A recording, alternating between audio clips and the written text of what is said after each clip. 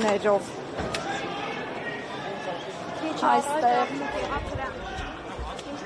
Այստեղ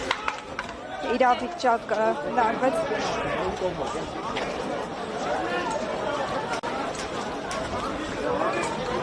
Հաջողություն թեմի հարգելի հետևողներ, իրավիճակը այստեղից լարված է կարմիր բերետավորների, ոստիկանների և քաղաքացիների միջև։ Ոստիկանները շարունակում են քաղաքացիներին բերման ենթարկել։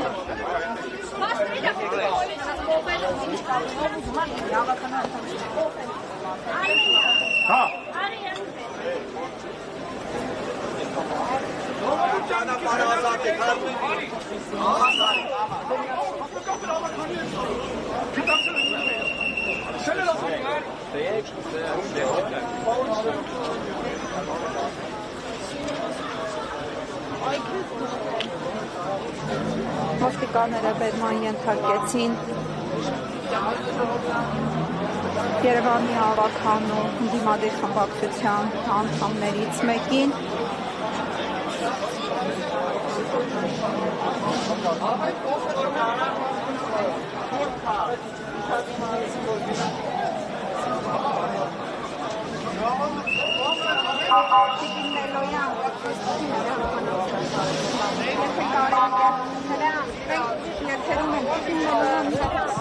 Ինչ է այստեղ կատարվում, քաղաքացիներին ուղղակի եկել են հանգիստ իրենց համար կանգնել են, ոստիկանները բերման են ենթարկվում առանց բացատրության։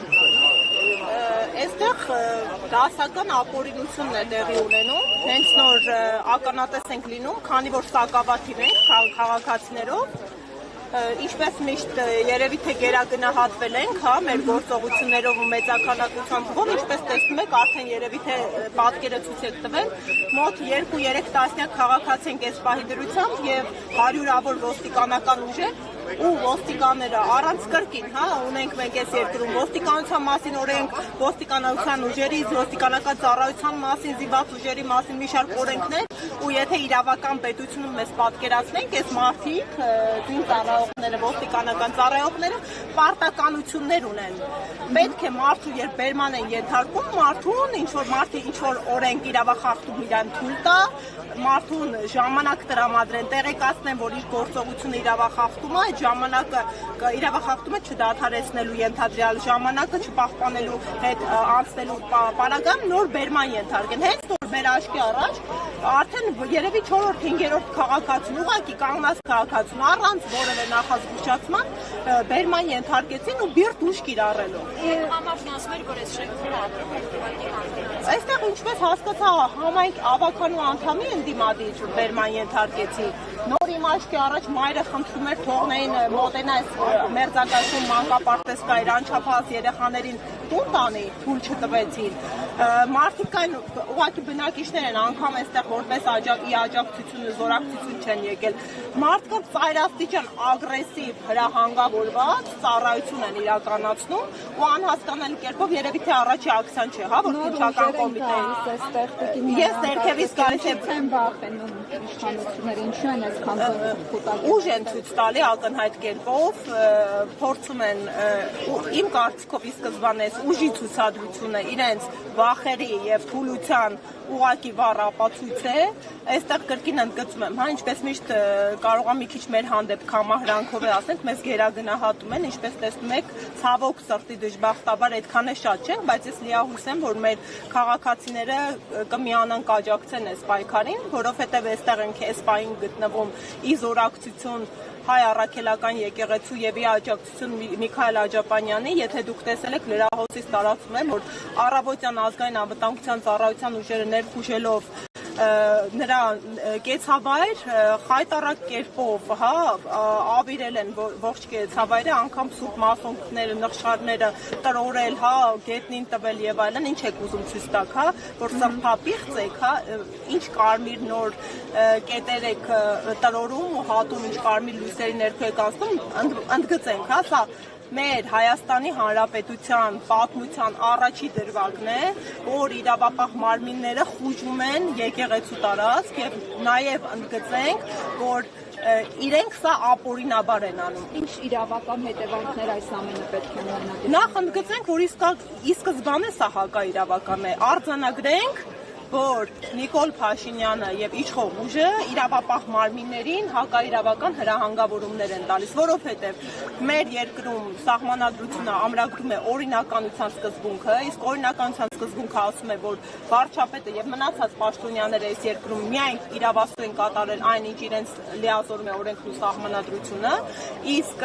համանուն եկեղեցուն նվիրված դրույթ ունենք մեր սահմանադրությամբ, որը տալիս է մեր հայ առաքելյաց եկեղեցուն բացառիկ կարգավիճակ ու ունենք նույնանուն օրենք եկեղեցու պետության հարաբերությունները կարգավորող այդ օրենքում սահմանված է, որ պետությունը իրավունք չունի միջամտելու ներ եկեղեցական հարաբերություններին։ Այնինչ Նիկոլ Փաշինյանը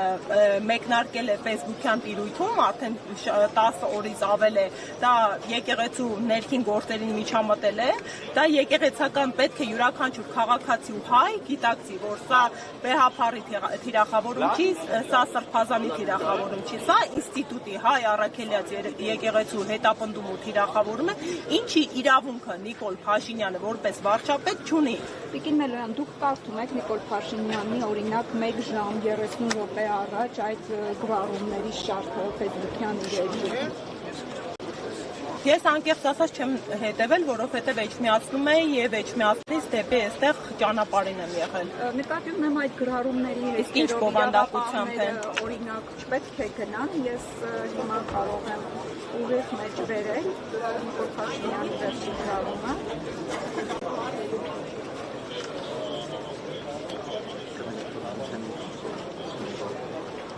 Տեսեք, օրինակ վերջին 1 ժամ առաջ արել գրառումը, նշում է, որ եւս մեկ աստվածաշնչյան պատվիրան խախտել սրբազանը չակերտների մեջ է գրել հնազանդություն իշխանություններին, այսինքն օրենքով սահմանված կարգով կայացված որոշումների։ Ինչ է արել։ Կներեք, սենց ասեմ, հա, եթե անգամ սրբազանը ինչ-որ պատվիրան խախտում է, դրա քննադատը, դատավորը ու գնահատական տվողը Հայաստանի Հանրապետության վարչապետը չէ։ Այս ամբողջ մեր ուղերձը պետք է այստեղ լինի։ Ինքը որպես վարչապետ այս անձը, դու քաղաքացի Նիկոլ Փաշինյան չես ու եթե լիներ քաղաքացի կարող էր ընդհանրապես կարծիք հայտնել սրբազանի գործողությունների վերաբերյալ։ Դու վարչապետ ես ու կխախտի կուսակրոնությունը, կխախտի պատվիրանը, դա բացառապես ներեկեղեցական խնդիր է։ Դա ներպետական խնդիր չէ։ Եվ երբ դու այս հարցերի համատեքստում ուղղորդում ես իրավապահ մարմիններին, դու իրավապահ մարմիններին դրդում ես ապօրինի գործողությունների։ Իսկ իրավապահ մարմինները ըստ իմ կողմից վկայակոչած մի շարք օրենքների եւ մեր օրենսդրության իրավունք չունեն հակաիրավական հրահանգ կատարելու։ Այսինքն, եթե վերադասը տալիս է հակաիրավական հրահանգ, իրենք պարտավոր են իրենց նրա վերադասին զեկուցելու դրա մասին եւ ձեռնպահ մնալու այդ հրահանգը կարգադրությունը կատարելու։ Այս մարդիկ եւս ստիպում են այս ոստիկաններին ծառայության աշխատակիցներին ապօրինի գործողություններ կատարել, որոնց համար հետագայում երբ մեր երկրում վերականգնվի ժողովրդավար կարգավիճակը մեր պետության եւ մեր երկրում վերականգնվում են իրավական պետության հենասյուները, բնականաբար այս մարդիկ իրենց ապօրինի գործողությունների համար պատասխանատվության են ենթարկվելու։ Տիկին Մելոյան, դուք նշեցիք քանի հոգու եք տեսել։ Ես ինքս ստիպվեցի այստեղ 2 քաղաքացու եւ մինչ այդ էլ եթերով եւս երկուսի ու ոնց հասկացած մեկն էլ ավականու անդամ էր, ըստ էության ուղղակի որ առաջ որպես առաջ տղամարդու որ ձեռքի ոտք գարած կարան, ասեցին ավականու ընդդիմադիր անդամ է, ես չհասցրեցի ֆիքսել դեմքը։